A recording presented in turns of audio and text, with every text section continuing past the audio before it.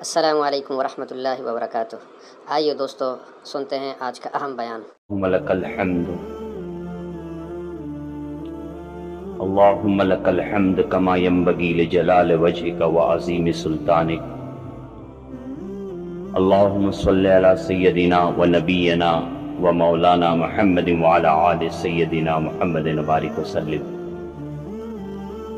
سبحانک لا علم لنا الا ما علمتنا انک انت العلیم الحکیم۔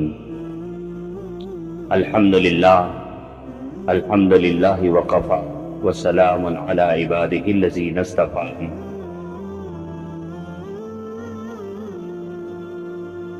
میرے محترم بزرگ و عزیز دوستو،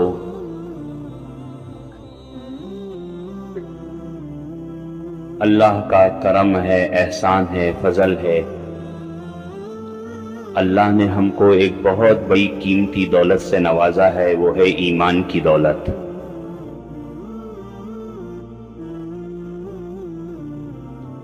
ایک شخص کو دنیا کی ساری چیزیں مل جائیں، نہ ملے تو کچھ بھی نہیں ملا،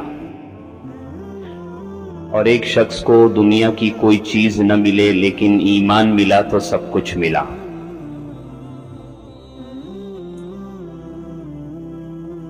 اللہ نے بن مانگے ہمیں عطا فرمایا۔ ہم میں سے شاید ہی کوئی ایسا ہوگا اس میں، ورنہ اکثر تو ہم ایمان والوں کے گھر پیدا ہوئے، اللہ نے ہم کو ایمان دے دیا۔ یہ دعوت کی مبارک محنت، اس محنت سے سب سے بنیادی چیز، پہلے نمبر پر جس چیز پر محنت کرائی جاتی ہے وہ یہ ہے کہ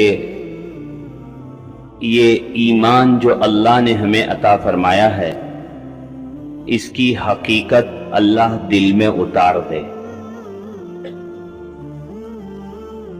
ایک ہے ایمان کے بول، ایک ہے کلمے کے بول، ایک ہے کلمے کے الفاظ، اور ایک ہے کلمے کی طاقت۔ ماشاءاللہ بھائی، کیا بات ہے، آگے سنیں۔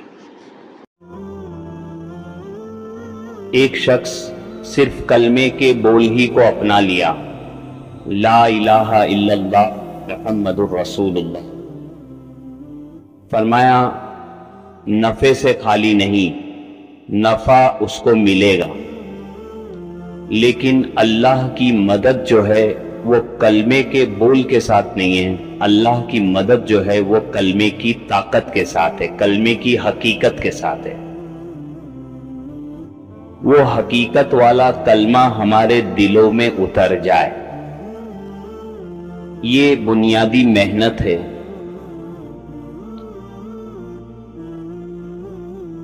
آج ہمارے ایمان میں اور صحابہ کے ایمان میں فرق کیا؟ ہم نے ایمان کو پڑھا، صحابہ نے پڑھ کر سیکھا۔ پڑھنے اور سیکھنے میں فرق ہے۔ ہم نے پڑھا کیونکہ ہم مسلمانوں کے گھر پیدا ہوئے، ہمارا نام رکھ دیا عبداللہ عبد الرحمن، اور ماں باپ نے یہ سنا تھا کہ بچے کو کلمہ پڑھایا کرو۔ 1 سال کا ہوا، 1.25 سال، 1.5 سال، تو ماں باپ نے کلمہ پڑھانا شروع کیا۔ وہ چھوٹی عمر میں کلمہ جب پڑھتا ہے تو اچھا بھی لگتا ہے، توتلی زبان میں بچے اکثر پڑھتے ہیں۔ وہ باپ یا دادا بچے کو لے کر باہر بھی جاتے ہیں راستے پر، تو کوئی بھی دوست احباب مل جاتے ہیں، ان کو وہ باپ کہتا ہے بیٹا چچا کو سلام کرو، تو بچہ توتلی زبان میں سلام بھی کرتا ہے، سلام علیکم، پھر بولتا ہے بیٹا کلمہ پڑھ کے سناؤ، تو توتلی زبان میں کلمہ بھی پڑھتا ہے، لا الہ الا اللہ محمد الرسول اللہ۔ علم کی باتیں سننے کے لیے چینل سبسکرائب کریں۔ تو سامنے والے جو دوست ہے وہ کہتا ہے ارے تمہارا بیٹا تو بڑا نیک ہے، لے بیٹا چاکلیٹ لے، پیپر میٹ لے۔ اس پوائنٹ کے اوپر آج پورے امت دھوکے میں پڑی ہوئی۔ ماں باپ یہ سمجھ رہے کہ میں نے اپنے بیٹے کو کلمہ پڑھا دیا، اور بیٹا بھی یہ سمجھ رہا ہے کہ میں نے کلمہ پڑھ چکا.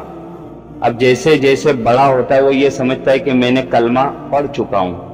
اب اگر گشتوں کے ذریعے اس کے پاس کلمے کی بات لے کر جاتے ہیں تو کہتا ہے کہ میاں آپ ہم کو کلمہ پڑھانے آتے ہو؟ میں 30 سال کا مسلمان ہوں، میرا نام عبداللہ ہے، سنو لا الہ الا اللہ محمد الرسول اللہ. اور ترجمہ بھی رٹ لیا اس نے. میاں کسی اور آگے جاؤ آگے جاؤ. ایک سوال، بھئی ہم بیٹھے ہوئے تھے، سامنے سے ایک شخص گزرا، ہم نے اس کو بلایا، ارے بھائی ادھر آ. وہ آیا، اس کو پوچھا گیا بھئی تیرا نام کیا ہے؟ تو اس نے بولا میرا نام جان الیگزینڈر ہے. میں نے کہا دیکھ آج سے تیرا نام عبداللہ. بولے ٹھیک ہے. میں نے کہا پڑھ لا الہ الا اللہ محمد الرسول اللہ. اس نے کلمہ بھی پڑھ لیا اور ترجمہ رکھ لیا اور وہ چلا گیا. کیا جنت میں جائے گا؟ آج اس کے ایمان میں اور ہمارے ایمان میں کیا فرق ہے؟ اس نے بھی ایمان کو پڑھا، ہم نے بھی ایمان کو پڑھا. صحابہ نے پڑھ کر سیکھا تھا. کہاں سیکھا؟ کلاسز جو تھی وہ دعوت کی کلاسز تھی. پیریڈ وقت تقریباً 13 سال. وشے سبجیکٹ کیا تھا؟ اللہ کی بڑائی، اللہ کی عظمت، اللہ کی قدرت، اللہ کی کبریائی، اللہ کی پاکی، اللہ سے ہونے کے یقین اور اللہ کے خزانوں کو بلوایا گیا اور سنوایا گیا. بولنا ہوتا تھا دعوت کے میدان میں اور سننا ہوتا تھا تعلیم کے حلقوں میں بیٹھ کر. اس طریقے سے صحابہ نے ایمان کو سیکھا. صحابہ خود فرماتے تھے تعلمنا الایمان ثم تعلمنا القرآن. پہلے ہم نے ایمان کو سیکھا، نہ کہ پڑھا. ہم نے ایمان کو سیکھا، اس کے بعد میں ہم نے قرآن کو سیکھا. ہم اکثر یوں سمجھتے تھے قرآن سیکھنے کا مطلب ترجمے کے ساتھ قرآن سیکھو، اس کی تفسیر سیکھو. ایک موقع کے اوپر ایک عالم کے بیان میں بیٹھنا ہوا تو انہوں نے اس کی اچھی طریقے سے اس کو سمجھایا. انہوں نے کہا قرآن سیکھنے کا مطلب کیا؟ فرمایا قرآن کے اندر تقوی کا حکم ہے تو تقوی سیکھو، صبر کا حکم ہے تو صبر سیکھو، زہد کا حکم ہے، قناعت کا حکم ہے، توکل کا حکم ہے، شکر کا حکم ہے، یہ سیکھو. یتیم پروری، غریب پروری، مہمان نوازی، ماں باپ کے ساتھ حسن سلوک، یہ سیکھنے کی چیز ہے. لیکن یہ سب آدمی کب سیکھے گا؟ جب ایمان سیکھے گا. جب ایمان کی حقیقت دل میں اترے گی یہ تمام خوبیاں آتی چلی جائے گی. اسی لیے جب بھی انسان، پہلی کے قوم جتنی بھی گزری ہے، جب بھی انسان خوبیوں سے خالی ہوئے، یعنی انسان راہ بھٹکے، انسان غلط لائن پر چلے گئے، تو ان کی رہبری کے لیے اللہ نے نبیوں کا سلسلہ. ماشاءاللہ بھائی کیا بات ہے، آگے سنیں.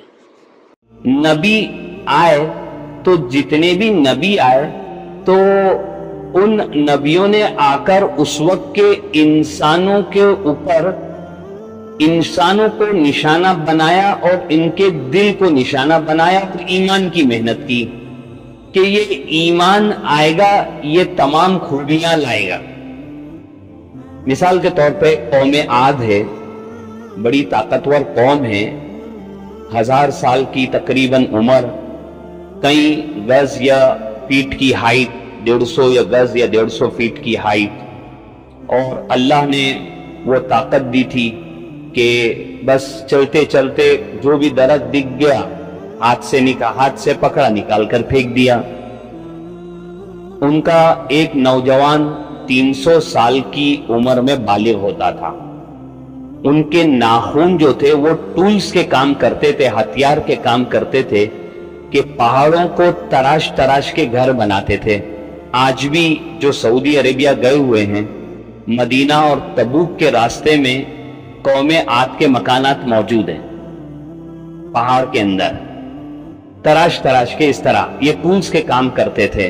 नेकी की दावत को आगे बढ़ाएं, वीडियो दूसरों तक पहुंचाएं, लाइक करें और सब्सक्राइब करें। जज़ाकल्लाह।